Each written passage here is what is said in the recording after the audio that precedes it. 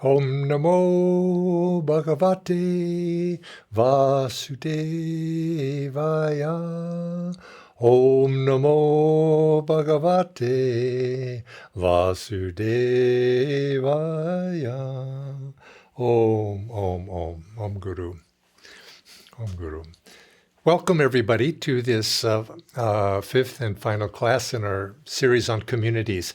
And today, as I promised, I'm going to bring up on my screen, I'm going to bring up a number of questions that have been submitted to me.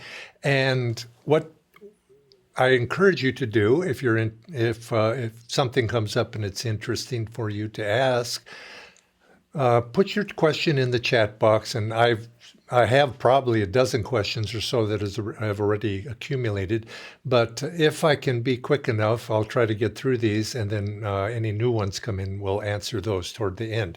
But I was interested in thinking about this, and I was meditating before the class came on, and I went to the dictionary and looked up the word community, what it was, and I'd like to share a little bit of what is a community. And so in classical sense, the definition in the dictionary was a social, religious, occupational, or other group sharing common characteristics or interests, and perceived or perceiving itself as distinct in some respect from the larger society within which it exists. An example they give, of course, is something like the community of scholars, or you could have ethnic communities and so forth, many different groups. And another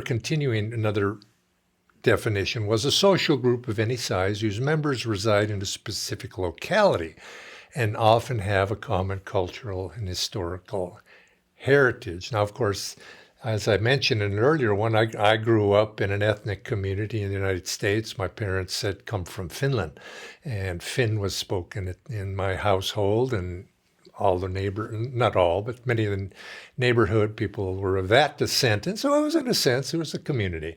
And this word community I also noticed it's derived from the word commune.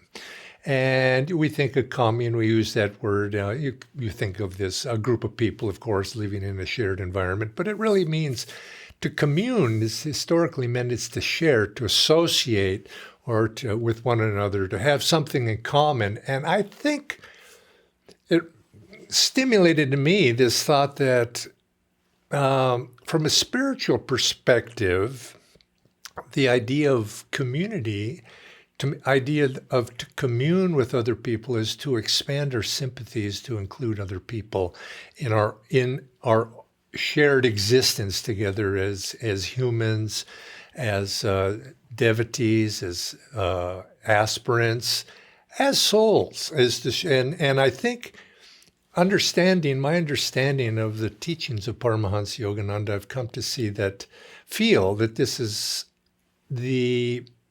you might say the way to God realization that is very appropriate for this age.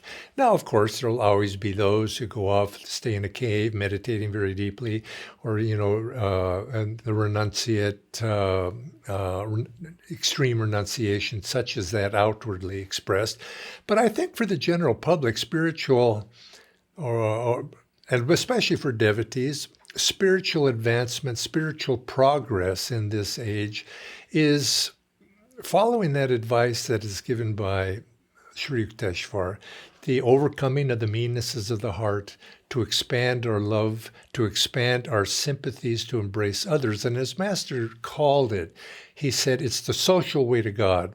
In other words, through our inner realization, we begin to feel God's presence within ourselves. And of course, we have techniques, and he brought techniques for that purpose.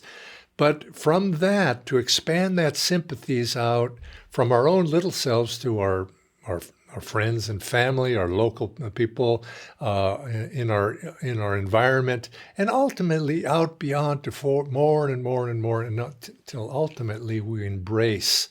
In that expansive expansion, we embrace all. And I think this is the lesson society itself is learning and will learn. We obviously haven't learned it yet, but I think it's the lesson that more and more people will learn. And I think that prayer of Paramhansa Yogananda's is very apropos. He says, Lord, I want thee so that I may share thee with all. And I think that's, in a sense, what each of us, to embrace, you might say, to embody, embrace, and try to live according to that ideal. I want thee, Lord, I want thee, but I want thee so that I can share thee with everybody, because joy is infectious, and we feel that joy within ourselves. We want to share it with the larger community. Now, to the questions. First question and there's no particular order to these. It just might say as the order they came in. One question on the spiritual director role, you mentioned one of is to take care of the spiritual welfare of the persons in the community. How does that apply in places like India, where we don't yet have established Ananda communities, like in our village or in Palo Alto? And in other words, he's asking, well, you don't have a spiritual director, and perhaps we don't have a community. How does that apply? We're amorphous, you could say. We don't have a consolidated, defined community. Well, in a sense, we're all of us part right now. Aren't we part of a community? We're part of this online community. We're in that sense, we are part of a community. We're part of a community in spirit. We perhaps don't have a physical expression of that. And in a sense, I think there is this Ananda community is not something that's limited to physical locale. So one can feel a part of that and can take guidance from those people that are in leadership positions. But I think also that to some degree, the idea of spiritual leadership was a very important principle, and Swami did advise every community to have at least one person to embody that focus, to make it a primary concern within a community to be a spiritual leader. That be the focus of their importance, to be able to watch out for the welfare of individuals. But if we don't have a community like that, I think all of us, it wasn't meant that spiritual leader is somehow different from all of us.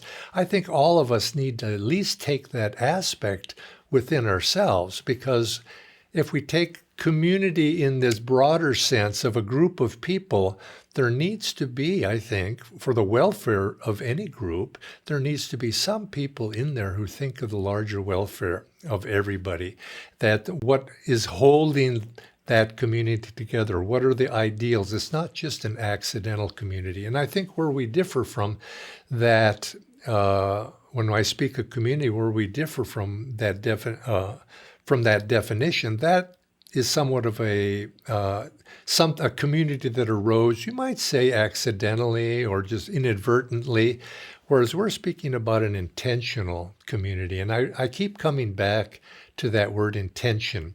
We have to intentionally create community, and within that, it does take, which some of the questions that are going to come up later, the importance of leadership in that community of people. Some people, either as an individual or a group of people that have dedicated themselves to actually intentionally helping to create a community, you could say all share something of a responsibility for taking leadership and embodying those principles and exemplifying them to the degree that they can. And so it to look out for the welfare of the individual is not limited to one person. It's something that principle needs to reside in each one of us. It's the person that is important, that individual that's standing in front of us. We have to look out for that. People are more important than things. And I think that principle is embodied in that phrase, looking out for that. But yet, when you do have a community, it does require some leadership. A question that's asked, somebody asked about, is it necessary to have leadership for a community to form? Theoretically, you could say no. It doesn't need that leadership. A group of people can come, like a committee, you might say, can come. Where, yes, that happens. But if you look at any committee of people, group of people, there's going to be somebody that's going to be a little bit more active in putting ideas into action. And that really is what, many people can have the ideal, support the ideal, but to be able to take that ideal and put it into action usually comes down to a few people. It doesn't have to be just one, but it does come down to a few people. And so you do have to have leadership. Do you need to have a leader, in other words, one, to start a community? Well, usually most things do start with one. So in our case, in Ananda, our community would not have started without Swami Kriyananda being that a leader. But is it sustainable? Swami Kriyananda has passed on. Is it sustainable to have a community that relies upon that one personality, that one person? Well, obviously, probably not, because that leader, when it dissolves, and Swami even used to say that, he says most movements like this, like Ananda, usually die out after the passing of the leader, of that initial leader who started it. And Swami was very cognizant of that fact. And so he put a lot of energy into saying, in order to avoid that, you have to develop a cadre of people who can assume leadership after that. And so we have done that. Ananda's done that. And I think any group, if it hopes to survive, needs to be thinking about that, to be able to develop the qualities of leadership within. Not one person is fine, but in a group of people, because you can't put all of your eggs in one basket of one person. What happens when that person goes? So you have to have the culture of leadership within, I think, for long term. Now, getting something started may be premature to be thinking about this right at the beginning. But as a community is established, you begin to realize that people. Lives are limited. We have to pass that tradition on. I've always been very interested in history, and I've taken a number of seclusions at Catholic monasteries at different places. And they always have a library usually for, if there's, they have guests coming, and some have better libraries than others. And so I began to read a little bit about church history, and I became fascinated by the history of the various monastic orders. And having stayed in Cistercian monasteries, it was fun reading that. And how do they maintain? Because they've been, religious communities have been existed for centuries, way back into the first millennia after Christ. And they've sustained themselves. And it's an interesting tradition, but they almost always have a leader, a spiritual leader, the abbess, the mother abbess, lady abbess. And they have and of course they have different ways of choosing that. I used to always think, well, the Pope appoints the abbot, but that's usually not the case. They're usually the group appoints and finds different mechanisms. They're all not the same, but they usually have some mechanism by which the abbot passes on. A new abbot takes their place by the consent, often, of the members of that particular religious monastery or order. And they have different means, but they have embodied that. And once that abbot is chosen, sometimes it's for life, sometimes there's periods of time, they pledge their loyalty. And that's how they usually come up, to whom in that group spiritually is qualified, to whom they can pledge their loyalty. And they pledge their loyalty to that. And I think in a spiritual community, that seems to be, that's a very appropriate model by which to pass on. Somehow you have to have a mechanism for transition of leadership from one generation to the next, but it can vary. I don't think there's one answer to that. And another question here. As a Kriyaban, or one on the path of Kriya Yoga, how spiritual directors here help guide or support the individual in each center here. As a Kriyaban, or one in the path of Kriya Yoga, how do spiritual directors help, guide, or support the individuals in each center? Well, I think that's, in a sense, the primary goal is spiritual, of course, is the spiritual unfoldment and develop. And for example, I don't necessarily think that it's only the duty of a spiritual director to do that. I mean, for myself, I'm a longtime member here in Ananda Village, been also at other Ananda works around the world. And I think it's my duty simply as an elder, whether I'm a spiritual director or not. And I have served as spiritual director in India and elsewhere. But whether that's true or not in that position, I think it is my duty as an elder as somebody who has gained some experience to help other people, to look out for their welfare. And I think this is all of our duty, especially if the people have a little bit of experience.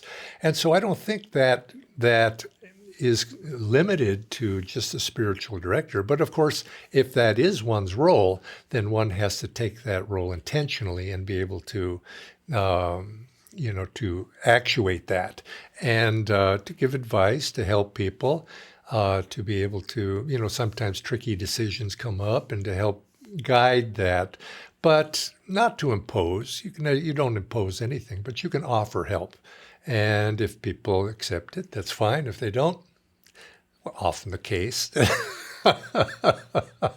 Actually, people come to ask me for advice, and I would always say first, I'd say, do you want advice or do you want support? And I've found that most people don't really want advice. What they want is support. And unfortunately, sometimes it's support for their own already ideas that they have what they ought to do already. But you have to support them spiritually, and then maybe once in a while give a little bit of advice. And okay, third question, the ideal number of people in a community, what might that be? I don't think there's an ideal number.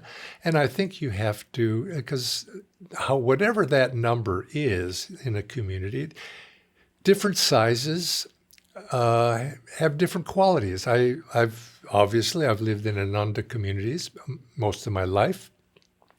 And at the beginning, they were small, and there's a certain charm to a small community. Everybody knows everybody, and things tend to work on a consensus basis. Because one person, if you're one amongst 20 people, well, you have a big impact. So the need for consensus on everything tends to be more, and you can communicate with everybody, and people can come to consensus on many different things. How should we do this? And it's more family-like. And of course, that family grows, and then pretty soon you have 50 people.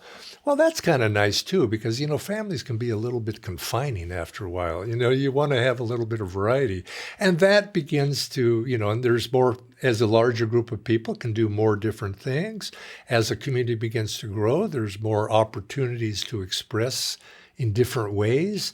And it has a different quality. And it can keep on growing. Now, I do think there's probably it comes to a limit of when you can really know everybody and be familiar with everybody. Right now, I'm at Ananda Village, and it's many hundreds of people, and I really don't know everybody. I kind of recognize the face, but I don't really say I know them. And but yet we're a very successful community. And so it varies, but I do think if I was to I'd say, I read once somebody doing a study of these sorts of things that any one individual has a very difficult time getting to know more than 150 people. And they can hold that and be somewhat relatable to about that many people. Where do you draw the line on these things? I don't know if that's possible, but I think communities, would probably be successful in the 100, somewhere between 100, 150, somewhere in there. But I don't think we need to set, firm limits on all of that, because different communities have different purposes.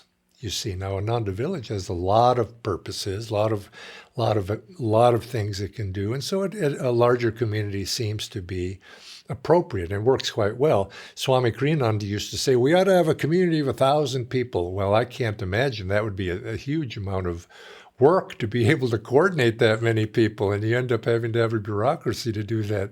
But yet, I think it would be a nice statement to be able to actually do such a thing successfully as a model, you might say, for society as a whole, because it's larger and it's like, that would be like a little town. I don't know. We'll have to see in the future. And I think I don't think one should necessarily limit one's aspirations, but usually I think most communities, we're talking in the 100, 150 maybe, or smaller. And, that would, I think, be appropriate. The dynamics change as the size changes. You'll see. How much land is needed to create a self-sustainable off-grid community? Well, this is, of course, again, what is one's intentions? And I guess you could even take this to say, why do we want land? Well, physically, we have to all fit, of course. You could sort of say for that reason, it's the various functions of the community. But probably you could have a very nice community with 5 acres of land, and you don't need. But I think when people say a self-sustaining off-grid community, they're thinking of agriculture, they're thinking of those sorts of things. And of course, if you're in a city, how are you possibly going to have, unless 5 acres is huge expense? How can you even find that within a community? So other variations are necessary, I think, and I think most people do, as I pointed out sometime previously, most people do live in urban situations. But I think a couple of our Ananda communities have come up with a nice solution. Is they have urban communities, they own, you might say, apartment complexes, or you could even have one that's in a large building, which are more prevalent in India and some other countries where land is more precious, you might say. But they have decided to buy property, a small piece of property out in the country. You see, they have the communities in the city, but they bought some acreage out in the country. Could be few acres, 10 acres, whatever, and they've started a farm. Farms are, for agricultural purposes, but also for retreat purposes, to be able to, members want to be out in the country, perhaps they could have events out there, they could recreation, all sorts of things can happen in a quiet environment, which and people like to get away from the cities, and it gives that opportunity for people. So I don't think there's an ideal number. I think you have to start with something that's affordable and is going in the direction. And then once you do, then you begin to see, we need more, or perhaps we have too much. And so I think there again, we need experimentation by many different groups to see what works. What works? Best practices to share responsibilities in a community. Obviously, in a community, there's lots of things to do, and often not enough people to do it, and everybody ends up, having to do something. But you'll see this in a small community. When you have your 20-person community, people naturally, meeting people get together, they meet, and you start to say, hey, somebody's got to do this, somebody's got to, be in charge of taking out the trash, or somebody's got to be in charge of watching for the kids, and, mowing the lawn, or whatever it might be. There's lots of things to do. And so people have a way to in small communities, people tend to divide up the various responsibilities. And some people have the idea that we all need to participate in everything, take responsibility in everything. You could try that, but I don't think it works all that well, because people have different abilities. And to force people into mowing the lawn when they're absolutely unsuited for it, it's like pushing uphill. And I think in time, things tend to filter themselves out, where the idea is we have to share responsibility. Now the question comes in, how do you do that? And I think usually what happens, people will say, well, I feel fairly comfortable doing X, Y, and Z, but I'm not much good at A, B, and C. So people tend to sort themselves out according to what they tend to be good at, or what they enjoy, or what they're capable of, and they tend to avoid those things that they're not capable of. And so sometimes if nobody wants to do something, well, then the community has to face that fact. And if nobody's going to volunteer for it, maybe you have to hire outside help or whatever it might be. But you sort it out. But I think in the sense that everybody has a responsibility. Now, there might be some people that just don't have time or enough. And you could come down to say, well, they're going to contribute and help hire somebody. If de facto, you might say, it might come to that. I think it's, you might say, nicer if everybody physically participates, but it's not always possible. And so I think the important thing is to be flexible. The job needs to get done. How are you going to get it done in the most harmonious way? And if you can do it all together, hey, great. Now I think most communities would agree that this is something, have periods of, periodic work days where we all get together. Something needs to be done. Springtime cleaning, putting things together in the harvest season or whatever it might be. And you encourage everybody to come together to participate and in some fashion. And you can't necessarily require it always, but if the energy and the spirit is high, people will want to participate in that. And you might say it's a show of dedication. So sometimes you have work days once a month, or you could have them even more often, depending upon, again, the situation and what the capabilities are. So I think you'll find there's no one solution for this, but I think keeping the energy up, keeping the spirit up of cooperative effort and ways to share, selfless service, whatever it might be. Try that. Best practices to deal with situations when things don't go as expected. Well, that's just about all the time. In my experience, if it's not one thing, it's another. They never seem to go as expected, but that's, of course, isn't that life? And so, what do you do when you improvise and they don't go as expected? And I actually think that where does the fun come from when you have challenges? You have to have challenges in life, and the community will face its challenges too. And when they don't, I think that's the test. Just as an individually, we face challenges. So what do?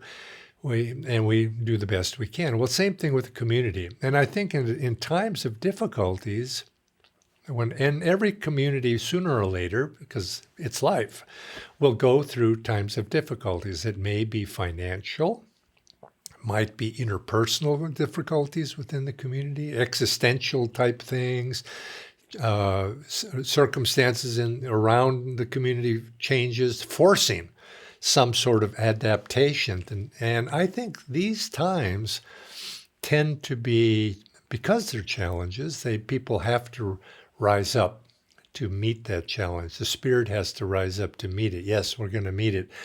You can't avoid it, you might say. And I think these are something that all communities will face sooner or later. I know Ananda has gone through over its 50 plus years of existence, gone through many, I wouldn't say crisis points but very challenging points when things have happened. Sometimes they're external, like we've had that forest fire we had in our early years, or when we had government opposition that was very, very serious to us in the early years. We had to face that. We had to face that fire. What the economics of it, how are you going to pay for all of these things? Those things came up. Then there's internal disputes. People change and situations change. Those begin to create dissension within the community, and that has to work itself out. And Ananda certainly has not been a paradise of harmony forever. Individuals have found harmony even in the worst of situations, but yet the world itself and social situations, well, they create challenges. And so the best practices, I think, where there's Dharma, there's victory, has been one of Ananda's sayings, Yato Dharma Tato Jaya, Sanskrit. And keeping in mind one's ideals. There's always a demand to some degree to compromise one's ideals. To what degree does one do that? We've tried not to, but yet that is balanced by we have to be practical with our ideals, but not lose those ideals. And so I think in times of crisis, times of difficulty, they bring to the fore our spirituality. And if your community is based on spiritual principles, people can transcend the worldly pressures. And I think that's one of the values, you might say, of a spiritual community, as opposed to, you might say, a secular community based upon economics or something like that. You kind of can get beyond your likes and dislikes and sacrifice for the whole, which is a life demand sacrifice from time to time because it makes us grow.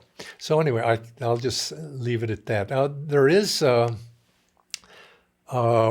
somebody asked about, okay, and one more thought about that is community is like, I was thinking about, it's like a marriage in some way. When you get married, there's going to be rough times as well as good times. You're going to face challenges, but you're committed to a principle. And when things get rough, you step back the day to day and you say, why did we enter into this family community of, let's say, in a marriage? Because there are certain principles and you go back to those. And I think most marriages find those moments when they have to introspect and say, okay, we're committed to this principle. And without commitment, well, can a marriage last? You have to be very committed. And of course, a willingness to sacrifice for that commitment. And the question somebody asked, why do communities fail? Well, of course, we had a class on that. I think it was the second one or so, maybe, or the third one. Things that cause communities to fail. But I think why they would fail is they lose their commitment to those ideals, like I just mentioned.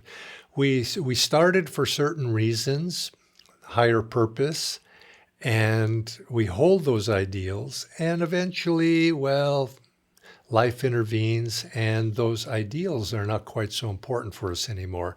They don't motivate us, and this is why I think religious communities have, in this age at least, right now, going forward, why they're very important and likely to be more successful is because it's not the particular religion, it's the ideals that are expressed in one religion or another. In other words, there's something transcendental that is beyond my likes and dislikes. And so to the degree that we can maintain that, we find that it helps us transcend those difficulties. And then we keep those ideals alive, because with those ideals comes a magnetism, because it focuses groups of people toward a common goal. So you could say, if it's not religious, you have to have that magnetism of a vision toward a common goal. We are here intentionally. And so I keep bringing up that word intention. This is an intentional community. We're here for a purpose. We're trying to do something that's transcendent beyond one's individual likes and dislikes. And so community is an ideal. And so an intentional community is to try to create that. And as long as we have that ideal, well, we're going to work for it. And eventually in time, it can happen that forces, sometimes the forces, they may fail because they're beyond our control. That can happen. We wanted to have a community, but it wasn't possible. But that's, I don't think, the sort of failure that we're speaking about here. It's something more internally. And if you see most communities, it's not going to last forever. Sooner or later, something is going to cause that community to dissolve, whether it's external forces or internal loss of that initial vision and magnetism. And it's like that initial energy force slowly dissolves, and eventually people go here and there elsewhere. It's somewhat a melancholy thought, but That's life. And ideally, it graduates to something even higher. Everybody has achieved, the community has achieved its purpose, you might say. And we all ascend to heaven, or what all might it be. But I think we evolve to the point where the world itself becomes our community. And maybe that is an idealistic vision for the future, but who knows? So somebody asked a practical question. Is anybody thinking of starting a community in Utah? Duh. I don't know. Maybe. If anybody is from Utah out there and wants to start a community, perhaps we can hook you up. Other things that can bring communities together. We talked a little bit about that, and this one gives an example of diet, health, vegetarianism. These things are possible. And actually, Swami Kriyananda said that he would expect communities to form around such interests sooner or later. Whether they're long-lasting or not, we'll see. They could see. But he said, why not? And he actually encouraged it. Why not? If people have strong interest in something, and communities don't need to, they can be a loose-knit community of people working toward certain individual goals. He gave examples of health. He gave examples of education. He gave examples of environmentalism, music, the arts. It's been historically, there's the art community, you could say, or the environmental community. And again, going back to that original definition which I gave, which was people grouped around a certain ideal. They can form it, and it doesn't necessarily have to always be residential, but people who gather around something. I think this too is community, and it's not to be dismissed. I think it's from that they start in a community, let's say community of vegetarians, and they say, hey, we have other interests as well, and maybe they actually do something physically and residential as well. So it's possible. This is a bigger one. I touched on it already, but the question is, how important is a leader's role in a spiritual community? And again, I just come back to it, and again, it's a leader versus leadership. Oftentimes you need a leader to get started, but that leader has to transmit that qualities to a broader base, or else when that one is no longer with us, how do you continue? So consequently, and of course you have different communities can have different mechanisms by which that role can be passed on. And the question here very practically, how many Ananda Brotherhood communities, residential communities have been established in Ananda worldwide after Swami has left his body? I don't think we've started any that I can think of after. That was 2013. But interestingly, this question, and then perhaps it's even one of the reasons that motivated me to do this class, this question is in the air. How are we going to start? We want to start. I mean, I particularly have a history of the last 15 years in India. And Swami was very keen on wanting to start a community in India. But you can't just go out and start a community without having an environment, an understanding of basic principles. And so that's what we've been working on in India. We've started centers, we've started meditation groups. We're starting right now. We've got a monastery, which is a community in its own right, coming up a little bit outside Chandigarh, North India. But we've been talking about how can we eventually evolve to a practical live-in community. We tried to start one outside of Pune, but it just didn't work for many different reasons. But I think it was because to some degree, there needs to be a basic understanding, a cultural understanding, societal understanding, or at least amongst a group of people of what it means to be a community. And I think you have to have a core group of enough younger people. I don't say young people, but younger than my age, at least, because it takes a great deal of energy. And it takes that to be able to start something. So we haven't yet started, but the question is in the air of how are we going to do that? And the same dynamic is taking place in Europe. as well. And we've tried to start a little here, a little there, and it quite hasn't coalesced yet. But there is serious movement right now in Europe to do that. And so I expect something will happen. And we had a burst of forming our urban communities in America in the 1980s mostly. And we've started centers in other locations, but to actually call those initiatives communities might be a little stretch. But we do have community in the sense of the ideal, in the sense we have this online community, which which we're participating in right now, both in India and in America. And we have the, you could say, it's not concrete, but the idea of groups getting together in different formats around the idea of community, this more or less nebulous community of artists, community of gardeners, community of people interested in one thing or another, those tend to be forming. But to actually buy property and engage in that, this is something that's in the air. So I can't answer that in the sense that we've been able to find the formula to start these things, but we are trying. And we'll see. I would expect within this decade we're in right now, the 2020s, I would suspect something will arise in this decade. And so now, the questions that have come in online, do we have one or two?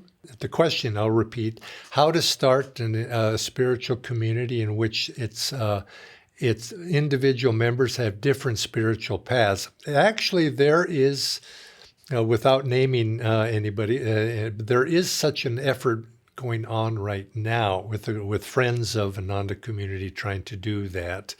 And I think it's a wonderful experiment, and we'll see what happens. I don't want to point them out specifically because who knows what's going to happen, and it hasn't actually started yet, but it's in the works.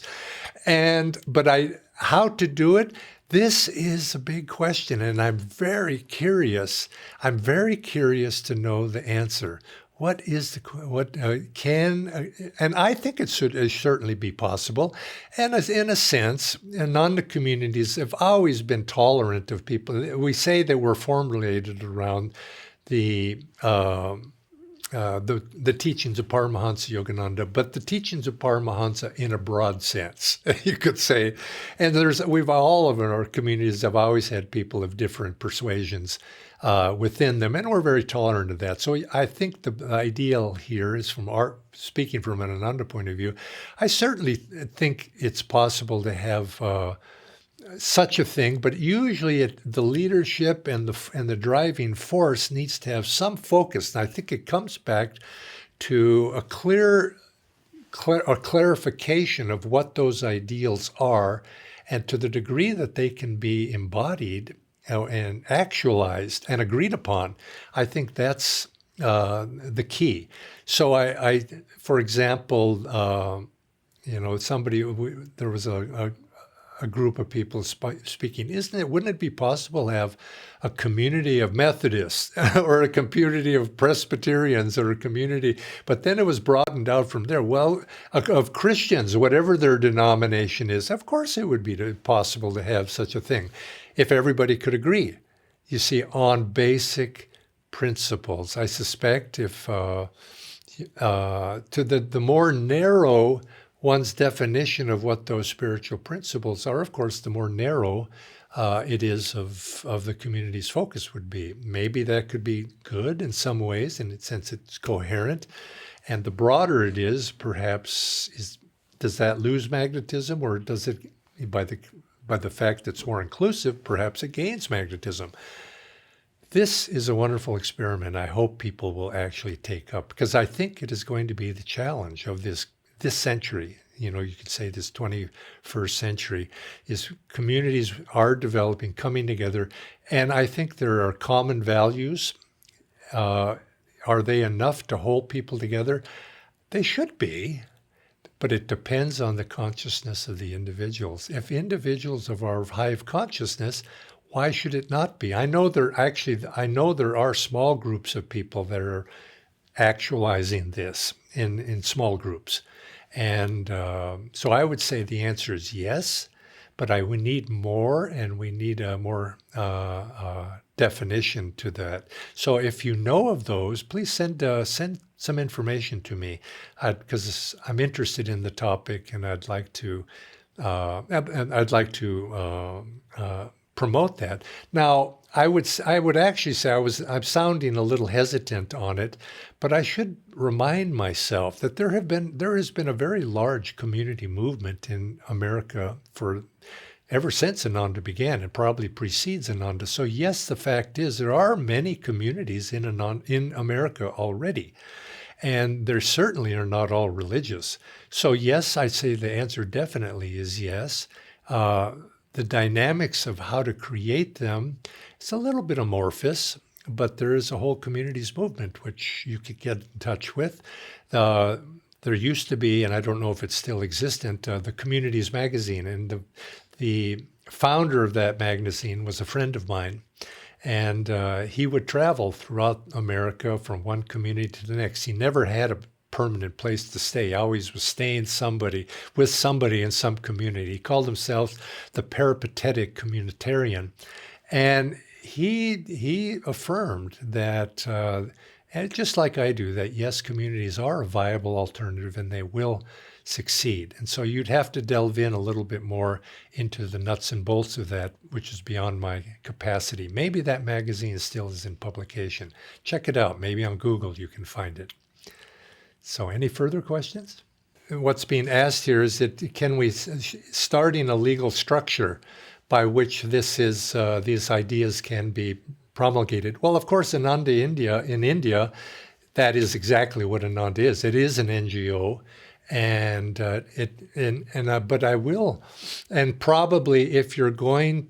This is one of the difficulties, and that is different countries have different rules by which one can organize. And if you're going to be receiving donations, if you're interfacing with government rules and regulations, you have to abide by those. And forming an NGO is what we've done in India to be able to do that.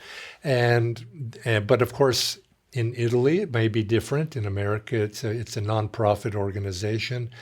You can form that as well. So yes, you have to probably, just for practicality's sake, at some point one does need to legally organize in order to be able to conduct business as a established community. And I think there may be better ways. I've always been somewhat adverse to such legal organization, but it does have a value in the sense that it does bring coherence, and it forces one to focus one's attention by having to put it in legal form.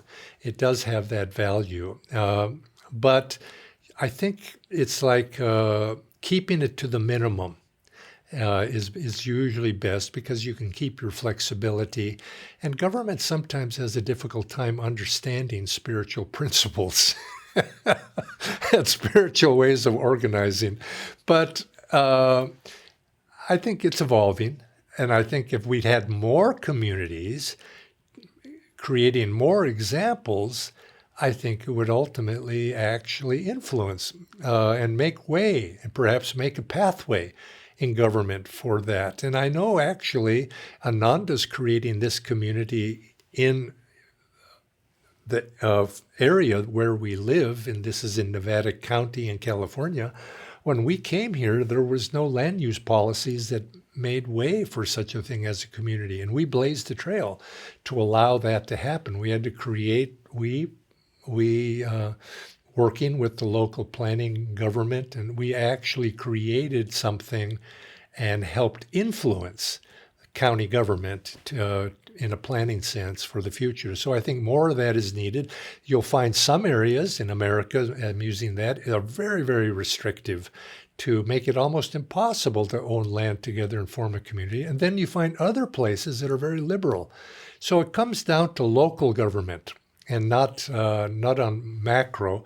Your individual body, and if you're going to interface with the government in some legal fashion, you have to form that relationship. And I would say it's very important to do that.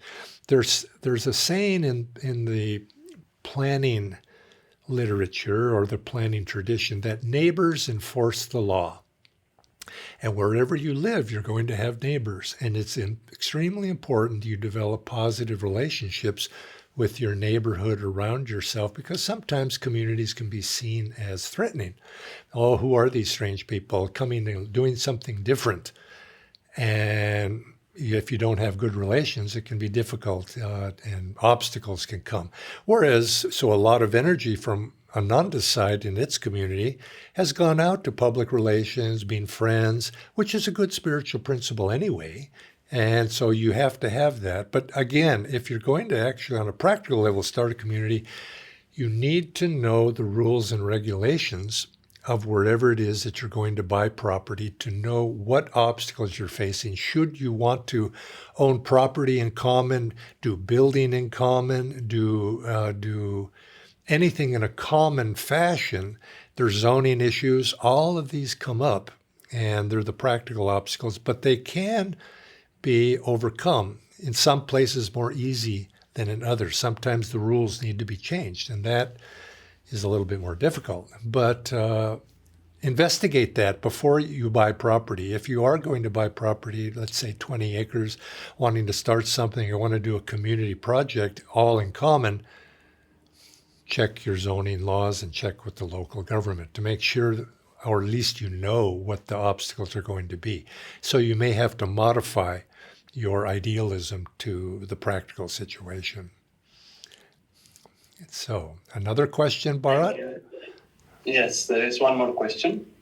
It is, how can we do jobs and earn money for regular living and household duties while still living in community? You have to balance your life. We have duties. You know, we have household duties, we have family duties, we have individual duties. But of course, if we want to live in community, we're willing to take on other responsibilities as well. In other words, to participate, but participation in a community has to be considered on many different levels. And we have to remember that each of us go through various stages in life. A child is one thing, a young adult is another, a married couple has other duties. And so consequently, a community is broad-based. And this is, you could say, if everybody's expected to do the same thing and take up the same burdens, it doesn't allow for a broad range of people to be in that community. So if you're going to have a community that has children, young adults, families, elder people, the people with lots of resources, other people with less resources, there has to be, in different talents, there has to be enough leeway to allow for those variety of situations. And you accept the fact that if a community has people with lots of children, well, obviously, parents have certain duties. They have to be accommodated. And the same thing, if you have elders who can't work so much, they can't do outward things so much. They have different needs. So you have to find accommodation for that. I think this is one advantage of having a community that's a little bit larger and broader, because there's more spectrum, you could say, for the variety of people that you have. So but everybody can't be expected, I don't think, to do the same thing and to equally, we're all going to do this, we're all going to do that, we're all going to do the other thing. It might be, perhaps in a religious monastery, there might be everybody does everything the same, but I don't think that probably is even the case. There has to be a certain, according to one's ability, and according to one's ability to give, and according to one's ability to perform, and we have needs according to our needs. And so there has to be variety. I don't know. I don't think it could survive otherwise. I want to thank everybody for participating in this 5-week journey on this discussion of communities. Please do communicate. You can send email directly to me, Jaya, Jaya, at anandaindia.org. I'd like your comments and I'd like your questions if you have questions, and I will respond sooner or later, depending upon how many questions come in. And let's keep this idea in motion. If it has any, because this is an ideal. The practical application of this ideal is going to take time, but it's in the ether for this age. And the principle of community, of coming together, is Sri Yukteswar, where I started with, when people aspire to that and come to that realization that the important thing is finding truth, discovering God, and seeking that, and that becomes the motivating factor in one's life, or higher values, if you want to say it that way, they naturally are going to be attracted, and their magnetism will draw them into the company of other people with similar ideals. And as we gather, that is the beginning of community. As we gather together in that way, similar ideals, and actuating that, associating with that satsang community, magnetism is built. And that magnetism is a powerful force, will draw support and will draw energy to these efforts. And the masters have predicted, and in this age that's going to extend before us for a period of time, some 1,000 years, 2,000 years, that this will be one of the forces, that a dynamic that is being expressed as consciousness, awareness increases in this age. It will manifest itself because we'll begin, as Paramhansa Yogananda said in the Autobiography, he said that Babaji, Mahavatar Babaji, predicted that Kriya Yoga will be an instrument in helping individuals realize their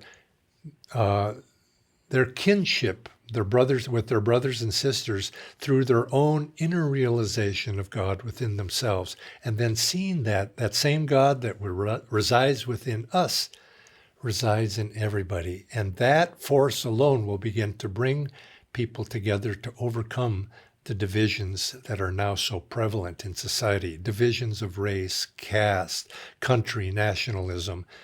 Those will begin to dissolve and will come together in a more harmonious world brotherhood community.